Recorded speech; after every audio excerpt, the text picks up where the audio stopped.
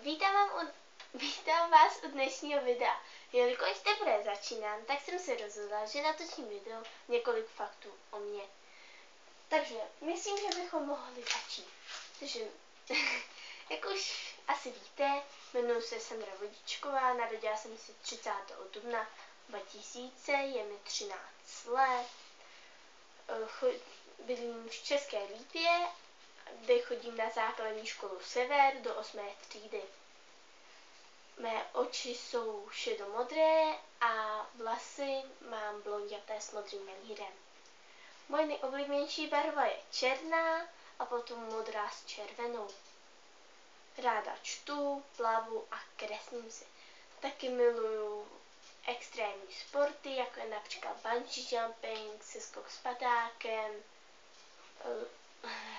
rogalo a tak. Jsem nezadaná, ráda se směju, miluju zvířata a zvířat mám doma celkem 6. Moje nejoblíbenější zvíře je vlk a delfín. Dále mám ráda i třeba nadpřirozené bytosti, třeba jako draky a tak. Většinou jsem realista nebo optimista.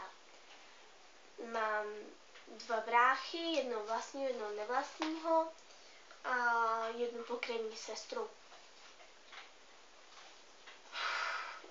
Takže miluju plišáky, neobejdu se bez telefonu, mám ráda knížky, většinou hororové romány nebo třeba horory, sci-fi a prostě tak různě.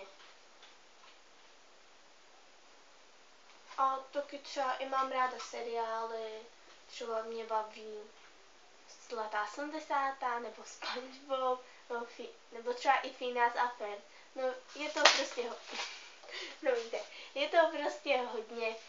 Asi bych to byla hodně dlouho, kdybych to měla všechno vyjmenovávat. Tak kdybyste měli nějaký návrh na další video, které bych mohla natočit, tak bych byla ráda, kdybyste mi to napsali do komentářů. Jsem ráda, že jste toto video dokoukali až do konce, doufám, že se vám líbilo a doufám, že se zase uvidíme. Ahoj!